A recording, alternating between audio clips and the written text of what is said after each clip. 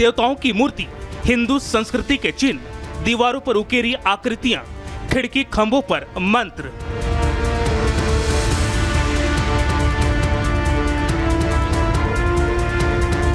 और ऐसे ही करीब 1700 सबूत ये बताने के लिए काफी है कि भोजशाला सनातन परंपरा से जुड़ा है और एक मंदिर है।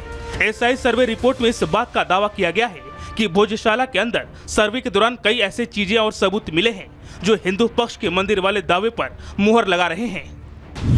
मध्य प्रदेश हाईकोर्ट के इंदौर खंडपीठ ने एसआई सर्वे का आदेश जारी किया था और ज्ञानवापी की तर्ज पर धार की भोजशाला का भी पुरातात्विक सर्वेक्षण का आदेश दिया था, जिसके बाद 22 मार्च से सर्वे शुरू होकर 28 जून तक चला।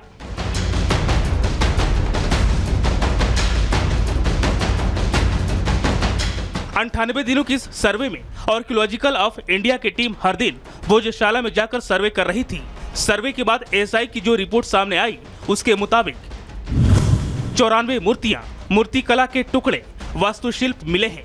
सूत्रों के मुताबिक सर्वे रिपोर्ट में दावा किया गया है कि भोजशाला की खिड़की खंभों पर देवी देवताओं की मूर्ति उकरी हुई है, जिसमें भगवान गणेश, ब्रह्मा, नरसिंह और भैरव की मूर्ति शामिल है।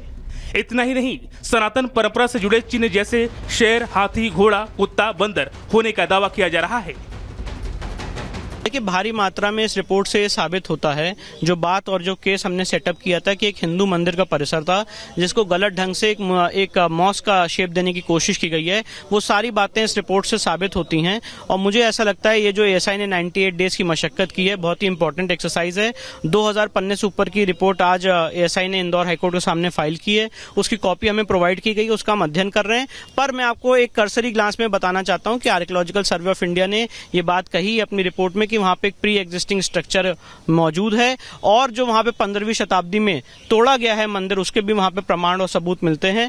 तो ये रिपोर्ट हमारे केस को और पुख्ता करती है। मां वाग देवी की प्रतिमा लंदन से लाकर गर्भगृह में स्थापित की जाए, 24 घंटे 365 दिन हिंदू समाज को बिना किसी रोक टोक के, बिना किसी प्रतिबंध के वहाँ पूजा अर्चना का अधिकार मिले, ये सारे रास्ते साफ होंगे इस रिपोर्ट से। और इस रिपोर्ट से हिंदू समाज का भोजशाला पर आधिपत्य होने का रास्ता साफ होगा। धार भोजशाला मामले में सर्वे रिपोर्ट आने के बाद आज हिंदू संगठन भोजशाला में हनुमान चालीसा पढ़ेंगे, लेकिन हनुमान चालीसा के दौरान किसी भी तरह के विवाद से बचने के लिए भारी संख्या में सुरक्षा बलों की तैनाती की गई है। धार का भोजशाला विवाद नया नहीं है। यहाँ मंगलवार और बसंत पंचमी के दिन सरस्वती पूजा करने की इजाजत है और शुक्रवार के दिन नमाज पढ़ने की। लेकिन हिंदू पक्ष का दावा है कि भोजशाला मां सरस्वती का मंदिर है, जिसे राजा भोज ने 1034 में बनवाया था, जहां संस्कृत की पढ़ाई होती थी, जहां कुछ समय के लिए नमाज की परमिशन दी गई थी, लेकिन मुगल आक्रांताओं ने तोड़ दिया। वही मुस्लिम पक्ष इस दावे को गलत बताया और भोजशाला को मस्जिद कहने के साथ नमाज की इजाजत की मांग करता आया है। अभी तक किसी भी तरह की देवी देवताओं की मूर्ति नहीं है और ना ही अभी एसआई के सर्वे में निकली है। जो चीजें निकली है वो बाद में लाके रखी गई है, जो उन्होंने सर्वे में ऐड कर लिया, वो हमारी कड़ी आपत्ति है। मुस्लिम पक्ष ने इस रिपोर्ट पर कड़ी आपत्ति जताते हुए कहा, अगर सुप्रीम कोर्ट में सुनवाई नहीं हुई और अल्पसंख्यकों पर इसी तरह अत्याचार हुआ तो इंटरनेशनल कोर्ट में अपील करेंगे।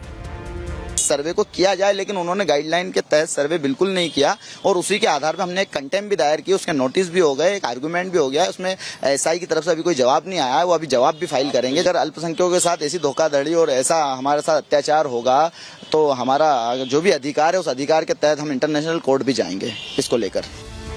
मुस्लिम पक्ष की अपनी दलील है, लेकिन हिंदू पक्ष का कहना है कि मुस्लिम पक्षकार को समझना होगा कि ये मस्जिद नहीं मंदिर है और भारत के साथ खड़ा होना होगा। अनगिनत उसमें तो एविडेंसेस हैं जो इस बात को चीख चीख के चिल्ला चिल्ला के कह रही हैं कि ये वास्तव में मंदिर था। मंदिर को तोड़ करके और जोर जबरदस्ती के आधार पर उसमें कब्जा जमाने की कोशिश की गई थी। मुस्लिम पक्षकार हैं, उनको समझना चाहिए कि मस्जिद नहीं है ये, आपकी सिर्फ महाजिद है।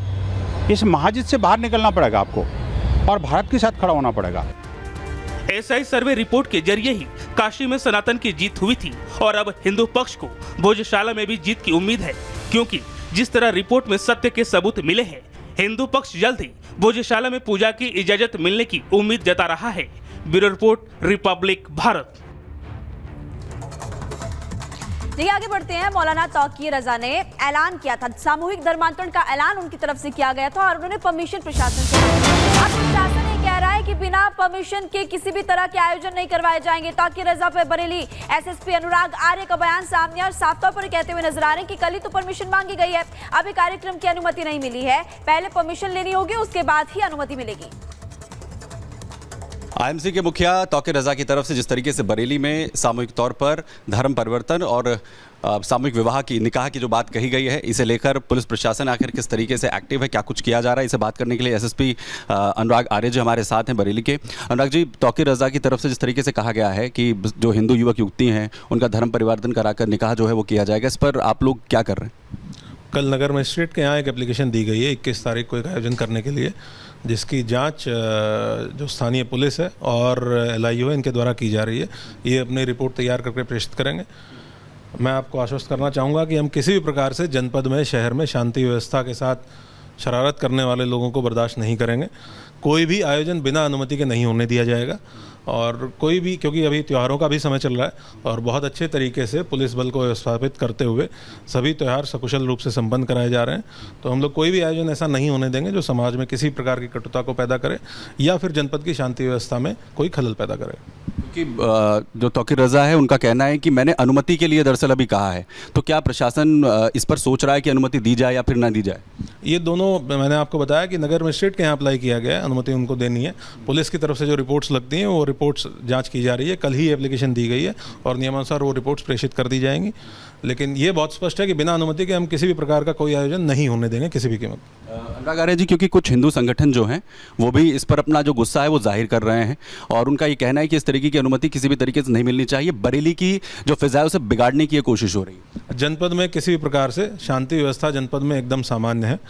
जो भी त्यौहार अब तक रहे हैं और जो आगे भी त्यौहार हैं उनको बहुत अच्छे तरीके से संपन्न कराया गया है, कराया जाएगा और हम किसी भी प्रकार से शांति व्यवस्था में किसी भी प्रकार का कोई व्यवधान उत्पन्न नहीं होने देंगे। आप बहुत शुक्रिया बात करने के लिए।